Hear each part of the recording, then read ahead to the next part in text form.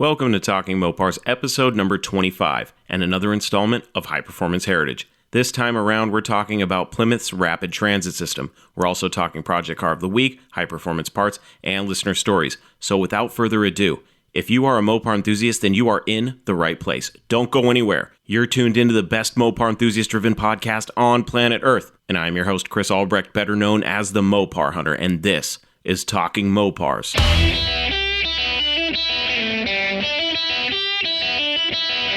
You're listening to Talking Mopars with the Mopar Hunter, your direct connection to all things Mopar.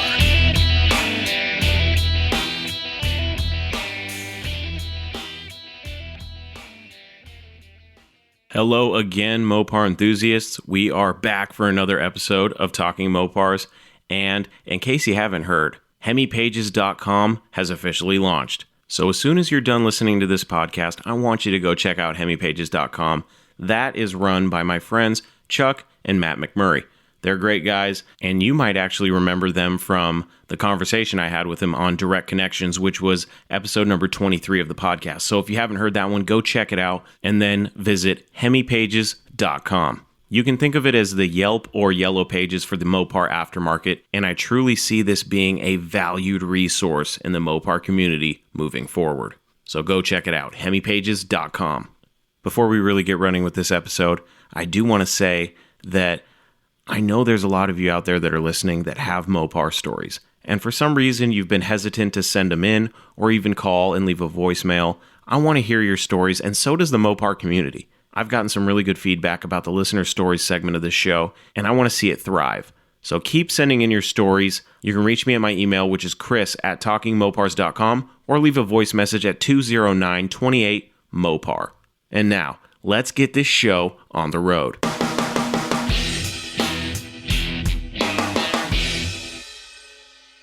This week's Project Car of the Week was a 1968 Plymouth Fury posted on Wednesday, April 22nd at 3 p.m. Let's not waste any time. Let's get right into the ad. Plymouth Fury 440 Big Block, $15,999, Birmingham. Moving ASAP, can't take her with me. No reasonable offer will be refused. 1968 Plymouth Fury VIP 440, factory 440 Big Block and factory AC. Super nice car with brand new Holley fuel injection and modern air conditioning, upgraded factory air. Brand new wheels and tires with less than 5 miles on them.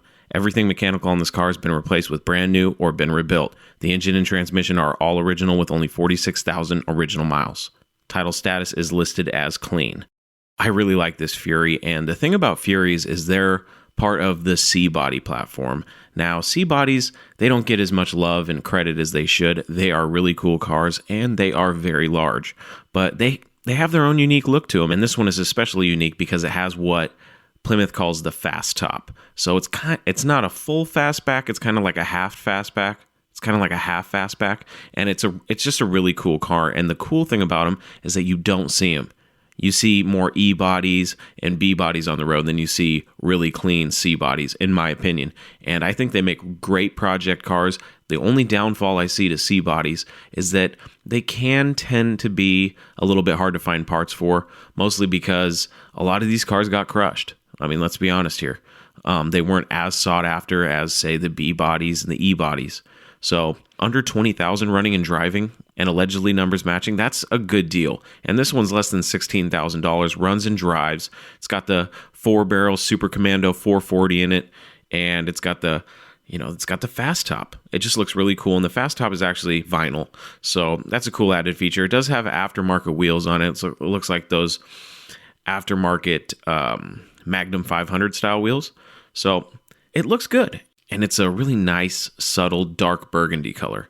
It's got black interior, and it's just, overall for a driver quality car, it is really clean. And I think, you can't really beat a car, especially in the Mopar world, for around $15,000 or $16,000 that runs and drives and is very presentable. Like, looking at the pictures of this car, I'm looking at it like, I would love to take that thing to cruise night. You know what I mean? It just has a different look. I can't really put my finger on the look, but it's not muscle car per se, but it's like luxury muscle car. I don't know if that makes any sense, but the car just has some really beautiful lines to it. And like I said, these C-bodies don't get enough credit. And I know there's a lot of you out there that listen to the show that are C-body fans and enthusiasts, and hey, I'm with you. I think they're really cool cars, and I wish I saw more of them at car shows. But this 68 here looks, amazing. If you guys haven't seen it yet, be sure to head over to the Mopar Hunter Facebook page and check it out. Like I said, it was posted the 22nd of April on a Wednesday at 3 o'clock. So go take a look. Tell me what you think. I think it's a good cruiser. Something a little different, something fun that runs and drives that you don't have to sink a bunch of money into. And sometimes that's all we want. Some of us don't have time to take on a big project or even a small project. Some of us just want to throw down some cash, turn the key, and go for a drive. And I think this Plymouth Fury is perfect for that. So go check it out. That was Project Car of the Week. No Mopar left behind.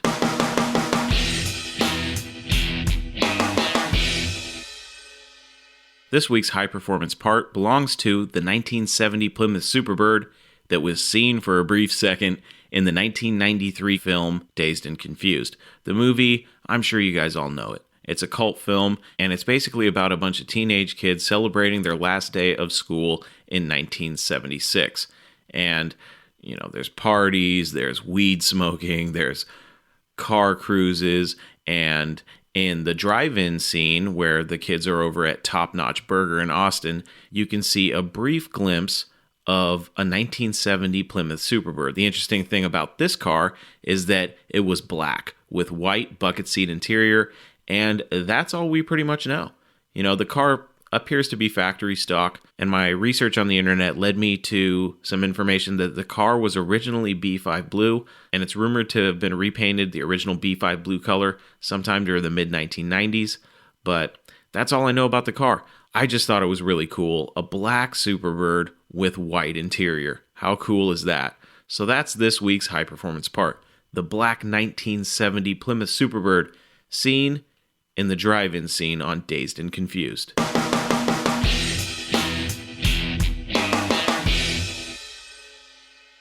All right, let's get into some listener stories. This week, we have 2 emailed stories.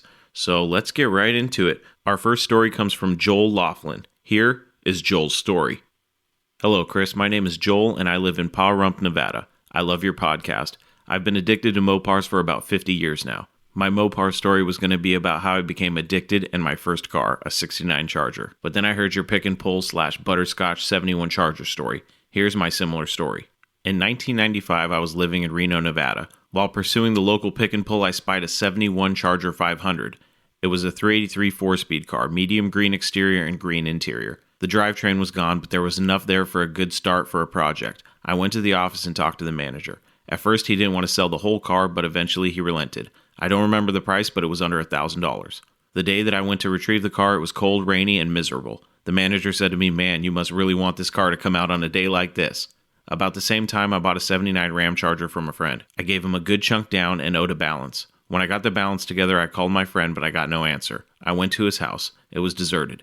A few months later, I was driving around and saw him. I said, "Hey, I've got your money." He said to follow him to his new place. I followed him to some apartments, and when I pulled into the parking lot, lo and behold, there was a butterscotch 71 Charger SE sitting there. I told my friend that I would meet him inside in a few minutes because I just had to look at this car. It had the hideaway headlight grille and a white left fender from a 72 to 74 with a funky 70s metal flake stripe. Then I noticed the thing that nearly made my heart stop. A factory power sunroof. Brown interior, leather buckets, console, slapstick, AM radio with a console-mounted cassette player, power windows, and AC. White canopy vinyl top, luggage rack, and dual exhaust with the slotted chrome tips. Chrysler always had the coolest exhaust tips, but those are my favorites.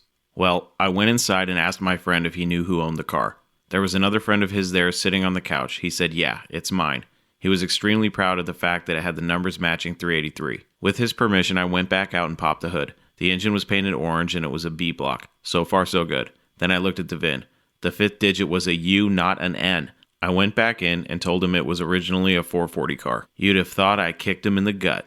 Immediately, the wheels in my head started turning. I offered to trade him my Charger 500 with a 4-speed and pistol grip shifter, and I'd pull the 383 from the SE and put the whole deal in the 500. To my surprise, he said yes.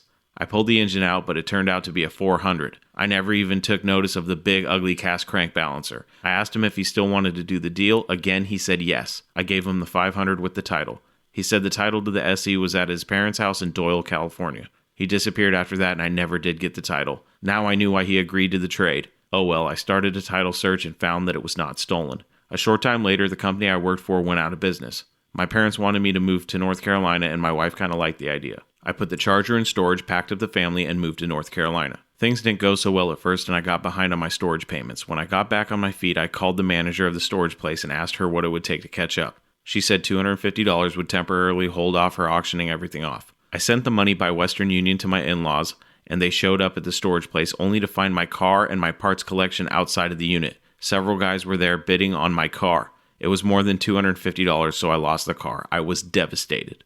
A few years later, we moved back to Reno. I bought a 70 Cuda, which was pretty much a rolling shell with a dash. 383 auto, plumb crazy.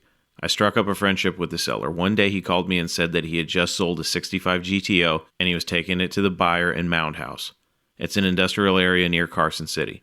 We took it to a guy that did paint and body on classic cars. He had a yard full of cars. I started walking around, and way off in the corner I spied a butterscotch roof with a white vinyl top. The closer I got, the faster I went. It was my SE, but now it had 2 butterscotch fenders with RT stripes and no grille. The driver fender had the marker light area cut out. Turns out the current owner had bought it for the grille and the 2 fenders to put on his 71 RT.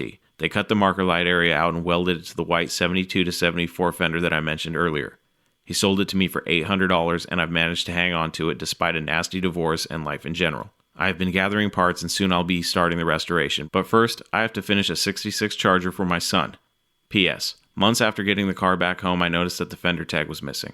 I know it was there before because I had decoded it. Someone told me that the owner of the shop where I had found the car liked to take them off and keep them in a stack on his desk. He skipped town and had taken money from people and never did the work. Hopefully I'll find the broadcast sheet to prove what it is. In the meantime, I'll take lots of pictures during the disassembly. I build my cars to drive while appearing stock, so it probably won't be a concours date-coded numbers matching restoration anyway. Hey Joel, thanks for sending in your story. Wow. This is one of those stories that I love to hear about a car that got away that you were lucky enough to get back. That story does not happen that often in the car world. I'll tell you that right now. So for those of you out there that are listening that have let one go, whether intentionally or unintentionally, and it has somehow found its way back into your life, you are very lucky and fortunate, because there's a lot of cars that I know, many people that I know, wish they could get back. And, you know, sometimes that's just not in the cards, and life has different plans. So, Joel, it was really cool to hear that you got your Charger back and that you have a new project and that you're also working on a current project for your son. Very cool. Keep me posted on the builds for the Cuda, your son's Charger, and your old Charger. That'll be really fun to check out. It's always fun to hear relatable stories, and it's even better when it's about a butterscotch Charger. I've kind of been on the fence about that 71 Charger I've been looking at. It needs a lot of work, and I've been trying to hunt down some of the parts that I need for the build if I were to buy the car, and they're either A, hard to find, or B, way too expensive. So I'm still trying to figure out what I'm going to do about that. I still want the car. So I haven't given up on my butterscotch Charger yet. We'll see where that goes. Hopefully this COVID stuff will be over soon, and I will get a chance to try to make some more money and get the ball rolling on that butterscotch Charger. Thanks, Joel, for sending in your story. It was a fun one. And like I said, keep me posted on your projects. And that goes for any of you out there listening or the folks that have already sent in stories. I love seeing other people make progress on their projects. And in a way, it motivates me to get my butt out in the garage and get some work done too. This next listener story was sent in by Mike Converse. And Mike Converse sent us a story in celebration of 426. Let's get into Mike's story. When our first child was born, my parents bought us a convertible car seat, rear-facing for an infant and front-facing for a toddler. Unfortunately, our 1970 Cuda was not designed with a car seat in mind. We ended up selling it, and I bought a 68 Dart 270 from a guy at work, slant 6 4-door. Fast forward 7 years. That morning, I was looking through the classified section of the newspaper. I came across an ad that caught my eye. 1970 Cuda 383 4-speed car, now with automatic 15x7 rally wheels, rally dash, needs upholstery. $4,300 or best offer. It was April 25th, 1990. It was too early to call and I had to go to work. I couldn't stop thinking about it all day. As soon as I got home, I called the number. The seller's mother answered and said that her son would be home around 6:30. I explained that I was very interested in the car and asked if I could come now and wait for him to return. She gave me the address. It was about 30 minutes from me. I left my wife at home along with our 2 kids to check out this Cuda. When I got there, I couldn't believe my eyes. Sitting in the driveway was a 1970 Plymouth Cuda with aged EK2 vitamin C paint. The bucket seats had been reupholstered at one time but were now threadbare. The dash pad was cracked, but I didn't care. The body showed no signs of damage or rust, and the clutch pedal was still in place. When the guy got home, he started it up. It had sort of a rattle in the engine like a diesel makes. I later learned that this was a condition that 3 previous owners had tried to resolve with no luck. I didn't care. He had the 15x7 rallies in his shed along with a beat-up set of trim rings and fender well moldings that had been passed down from guy to guy each time the car was sold. Then it got real. I had no way of buying this car. I had a family now, and I was poor. I explained that I really wanted the car, but still had to figure out a way. I didn't want to lowball him, so I pointed out that he had stated or best offer in his ad. I asked him to give me his bottom dollar, and I would see if I could somehow come up with that much. He explained that he had decided that he just didn't want to lose money on the car. He needed $3,800 to break even. I told him that I would be in touch. When I got home, I racked my brain but could not come up with anything. Then I thought of something that I had never considered. I had received in the mail a letter from my credit card company with a blank check attached for the purpose of transferring a credit card balance from a different account. I called them up and asked if I could use the check for this purpose. They told me I could use the check to buy the car, and he could then take it to the bank and cash it the following day. I called the guy right away, and his mom answered again. She said he went to the mall with his girlfriend, and she didn't expect him back until late. This was before everyone had cell phones, so I asked her to have him call me when he got home. It didn't matter what time it was. He called me back at about 10:30 that night. I explained everything about the credit card check to him. I told him that he could talk to my credit card company himself if he wanted to. He asked, "When do you want to come get it?" I answered right now, and he said okay. I drove to his house, wrote out the check for $3,800, and he handed me the title. He drove the Cuda back to my house. I opened the gate, and he pulled it in my backyard. Then I gave him a ride home. The deal was done, and I got home after midnight. That's how I bought a 70 Cuda on 4/26/1990. By the way, the rattling sound turned out to be the sound that an engine makes when you run pump gas in an engine that has 12.5-to-1 TRW pistons. Mike C., Modesto, California. Hey Mike, thanks for sending in your story. Wow, $3,800 for a Cuda 4-speed car. You know, that's unheard of in today's market, even for a complete rot box. So, you know, although that was 30 years ago, that's still, that's not that long ago, folks. So it's crazy how much these cars have either accumulated in value or how crazy these owners of these cars have gotten in the last 30 years. But, there is inflation and all that. But, and of course, people are going to blame the auctions. But look, there is one known fact. A car is only worth what somebody's going to pay for it. Okay? If somebody came to me with a 70 Cuda 4-speed 383 car that was in running driving condition, that maybe wasn't a 10 out of 10. Maybe this car is a 6 out of 10. It's good enough to get by. You can take it to the cruise night and be proud to stand by it, but you're probably not going to enter it in any big Mopar shows with the expectation of winning a first place trophy. But if somebody came to me with that car and said, "Hey, look, here's, this Cuda for $3,800, I wouldn't be able to get to the bank fast enough. Okay. And if that same person came to me and said, "Hey, I got this Cuda here for $38,500, I'd go, "Whoa, that's a lot of money." You see, it's different nowadays because these cars are looked at as investment cars. Back then, they really, I'm sure they were looked at as investment cars on a certain level, but a lot of it was just your fun car, your fun weekend car. And nowadays, you can't really have one of those fun weekend cars because now they're so old, they've appreciated in value so much that it almost puts them out of reach. That's where ratty Mopars come in, and that's why I'm such an advocate for going out there and finding a running and driving project or a project that you can get running and driving really easily for not a lot of money so that you can at least go have some fun. You know what I mean? And build it as you go. I always say that, and I'm always going to be a spokesperson for the ratty Mopars out there. Thanks again, Mike, for sending in your story. And that was Listener Stories. If you want to hear your story on the show, feel free to send me an email and I'll read it on the show, or leave a voice message and I'll play it on the show. My email address is chris@talkingmopars.com, and if you want to leave me a voice message, you can do so at 209-28-MOPAR. That was Listener Stories.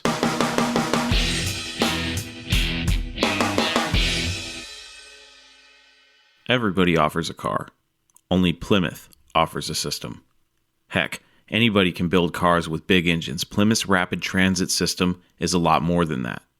As the name implies, it's a system. a total concept in transportation that goes far beyond 8 pistons and a steering wheel. The Rapid Transit System is racing at Daytona, Riverside, Cecil County, and the race cars themselves, dragsters, superstocks, oval stalkers, the essence of high-performance machinery. The Rapid Transit System is information, the straight scoop from Plymouth to you, tips on how to tune your car, modify it, which equipment to use, and how to set the whole thing up for racing. The system is person-to-person contact, us and you, at supercar clinics conducted throughout the country by our own racers. The system is high-performance parts, now conveniently packaged and available through your Plymouth dealer. Above all, the RTS is the product. Everything from a Valiant Duster 340 all the way to a Hemi Cuda with a quivering air grabber. Each car in the system is a complete high-performance car with suspension, brakes, driveline, and tires to match. Compare Plymouth's Rapid Transit System with mere cars, and if you can't beat it, join it. That was one of the first ads that Plymouth used to promote the new Rapid Transit System for 1970. Now, back on episode 20, we talked about the 1968 introduction of Dodge's Scat Pack. It wasn't until 1970, a whole 2 years later, that Plymouth would create their own high-performance vehicle marketing program that they called the Rapid Transit System. The vehicles in the lineup were the 1970 Cuda, GTX, Sport Fury GT, Roadrunner, and Duster 340. Now, since I do plan on having high-performance heritage episodes on each one of these cars on their own individually, I won't go into too much detail about them all right now. So I'll basically give you a quick rundown of the cars, and then I'll throw in something cool to close out this segment. So if you were to get a 1970 Cuda, you had 5 engine choices. You could get a 340, a 383, a 440, a 446 barrel, or a Hemi. If you got a GTX, you could get a 440, a 446 barrel, or the 426 Hemi. The Sport Fury GT did not have a Hemi option or a small block option. You had the choice of a 440 or a 446 barrel. The Roadrunners, you could get a Roadrunner with a 383, a 446 barrel, or a 426 Hemi, and the Duster 340 was only available with a 340. It's clear to me that in 1970, Plymouth really wanted to promote the Cuda as the car that could fulfill any of your needs. Maybe you didn't need a big Hemi. Maybe you just wanted something fun and sporty. You could get the 340 Cuda, and if you wanted a monster, you could get the 446 barrel or the Hemi car. So, in my opinion, I think, if you look at all the options of all these cars, the Cuda seems to be the car that a lot of people would have looked towards if they really wanted a lot of choices. So, I thought that was pretty interesting looking at the cars, and one car that stands out to me in the Plymouth Rapid Transit System of 1970 is the Sport Fury GT. It's interesting to me that they had the 440 and the 446 barrel, but they didn't have an option for a Hemi. The C-bodies, like the Sport Fury GT, is a big car. Now, they did give you the 446 barrel, which was cool, but come on, it would have been so cool to have a Sport Fury GT with a Hemi. Am I wrong? I think that would be really cool. And, every car in this lineup, with the exception of the Sport Fury and the Duster, you could get a Hemi in. I think they may have made a mistake there. I think they should have offered the Sport Fury GT with a Hemi, and I think they should have did big block Dusters too. I think that would have made a lot of sense, especially since they had big block A-bodies in the past. They had Dodge Darts with big blocks, and they had Plymouth Barracudas with big blocks, so why not throw a big block in the Duster? I never understood that. That's why I wasn't alive back then and working for Chrysler, because I probably would have made dumb decisions like that, and I would have said, hey, we got a Duster 340, let's do a Duster 383 or a Duster 440. That would be pretty fun. And heck, while we're at it, let's do a Duster Hemi. Let's do a Hemi Duster. Now, if I were to compare the 68 Dodge Scat Pack versus the 70 Plymouth Rapid Transit System, that would be a really tough. I might have to do an episode of this show where I compare the Scat Pack and the Rapid Transit System, because both of those programs at Chrysler were amazing, and they all produced some really, really cool cars. So I think that would be a fun comparison. But that's pretty much the gist of the Plymouth Rapid Transit System for 1970. I thought I would just go over the cars and give you some engine options, and then I wanted to include something that was kind of fun to close out the show. So now that you have a general knowledge of the Plymouth Rapid Transit System, let's do something a little fun here. There were actually some drag test comparisons that were performed by none other than drag racing legends Ronnie Socks and Buddy Martin in some of the Rapid Transit System cars of 1970. The cars they tested were the Duster 340, a GTX with a 444 barrel, a Roadrunner with a 446 barrel, a Cuda 340, a Cuda 383, and a Hemi Cuda. It should be noted here that all the vehicles tested had 727s, with the exception of the 340 cars, the Duster and the Cuda. So let's go over some of those drag times and some of the comments that Sox and Martin made from their experiences behind the wheel of some of the cars of the rapid transit system. Let's start with the Duster 340. Out of 10 quarter-mile runs, the Duster 340 averaged 14.07 in the quarter mile at 100.09 miles an hour. And along with the test on the drag strip, they also ran all these cars at Willow Springs, which is a 2.5-mile road course. So along with a 14-second quarter mile, they really pushed the Duster on the road course. Their average time was 1 minute 50.9 seconds at an average speed of 81 miles an hour. And those were the averages from 5 laps. And here are some of the comments Sox and Martin made about the Duster 340. I'd like to own this car. Maneuverable. Like the way you can hang the tail end out. Nice little car. And it doesn't cost much. Think maybe I'm going to buy me one. So that was the Duster 340. Let's move on to the Roadrunner 440 6-barrel car. Out of 10 quarter-mile runs, they averaged 13.61 at 106.10 miles an hour. And at Willow Springs, out of 7 laps, their best time was 1 minute 50.3 seconds at 81.06 miles an hour. And here are Sox and Martin's comments on the Roadrunner. Performance-wise, one of the best cars Plymouth offers. With the air grabber and the beep beep horn, a ball to run around in. Brakes feel tremendous. The 6-barrel is really a sweet motor. When do we eat? Alright, let's move on to the GTX. Out of 10 runs, the GTX averaged a 13.62 at 102.91 miles an hour. And on the road course, the average was 1 minute 53.8 seconds at 79.09 miles an hour. And the comments from Sox and Martin were very strong and comfortable, the family type supercar, like the dash layout, nice finish, a quality automobile. Now we're getting into the tests of the Cudas. So let's go ahead and start with the Cuda 340. Out of 10 runs, the average quarter mile ET was a 14.55 at 98.3 miles an hour. And out of 5 laps, the average lap time at Willow Springs for the 340 Cuda was 1 minute 50.5 seconds at 81.45 miles an hour. The comments that Sox and Martin made about the 340 Cuda were, really handles, the real sporty car of the bunch. 340 really screams, mild understeer, easiest car to adapt to. Moving on to the 383 Cuda, out of 10 laps, the average quarter mile was a 14.39 at 98.98 miles an hour. And out of 5 laps on the Willow Springs course, the average was 1 minute 51.9 seconds at 80.43 miles an hour. And the Sox and Martin comments were, car just flat runs good. Slapstick shifter really gets it done. Gets around almost as good as the 340. Like the color. Let's eat. And last but not least, the elephant-powered Hemi Cuda. Out of 10 quarter-mile runs, the average ET was a 13.54 at 107.26 miles an hour, and out of 6 laps on Willow Springs, the average lap time was 1 minute 52.7 seconds at 79.86 miles an hour. Here were the Sox and Martin comments on the Hemi. Boy, nothing but nothing sounds like a good old Hemi. A real hoss. Carbs flutter just a bit in the turns. Car understeers a mite, but it feels flat and solid.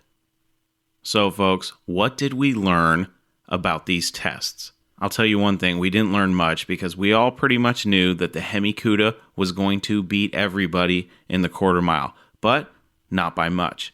The Roadrunner with the 446 barrel ran an average 13.61 at 106.1 miles an hour, and the Hemi Cuda ran an average of 13.54 at 107.26 miles an hour. So it barely beat the 446 barrel Roadrunner, and that's no surprise. There's always this argument about the 440 6-pack or 6-barrel versus the Hemi and who's faster. I guess it just depends on which car you're in. I would have loved to see the Hemi Cuda versus the 440 6-barrel. That would have been a fun run. So we learned that the Roadrunner is just a little bit slower than the Hemi Cuda in the quarter mile. But who won on the road course? If you would have asked me to take my best guess, I probably would have said the Duster 340 would have won. And I would have assumed that because it's the lightest car of the bunch and I would assume that it's more nimble. And with the 340, that thing wraps out really good, so I wouldn't be surprised if that thing was just hauling around the corners. The only problem is that it was a 4-speed. Now, would the 4-speed have helped on the road course? I don't know. I guess it depends on who's shifting it. But what we learned is that the car that was actually fastest on the road course was, surprise, surprise, the 446 barrel Roadrunner. It actually beat out the second fastest car, which was the 340 Cuda, followed by the Duster 340 in third place, which was a surprise to me. The 340 Cuda with the 4-speed is just a little bit faster than the 340 Duster. I'd really like to drive a 340 Duster and a 340 Cuda and just see what the difference is, because in my mind, I would think that the Duster being lighter would be a better handling automobile, but I guess I was wrong. The Duster did beat out the Cuda in the quarter mile, so that's kind of curious too. So I guess if you were comparing the two and which one you really wanted, styling aside, and you were just looking at the numbers, do you want to be faster in the turns, or do you want to be faster in the straight line? I'm always going to say faster in the straight line, but that's just me. So I guess I would have to go for the Duster 340. But those are the cars of the Rapid Transit system, folks. I hope you enjoyed today's episode, and I hope you might have learned something new about the Plymouth Rapid Transit system that maybe you didn't know before. So thanks for joining me here today on this installment of High Performance Heritage. Everybody offers a car, but only Plymouth offers a system. If you can't beat it, join it. The Rapid Transit system.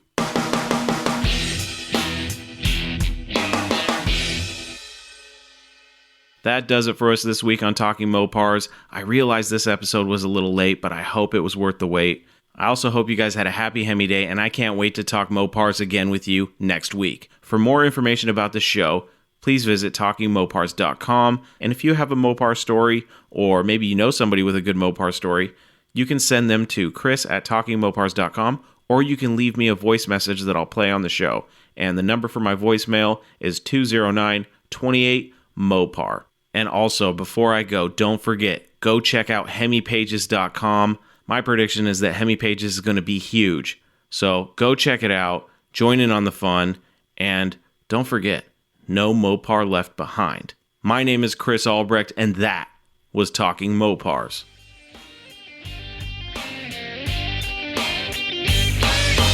Thank you for listening to Talking Mopars, your direct connection to all things Mopar. Until next time, remember, no Mopar left behind.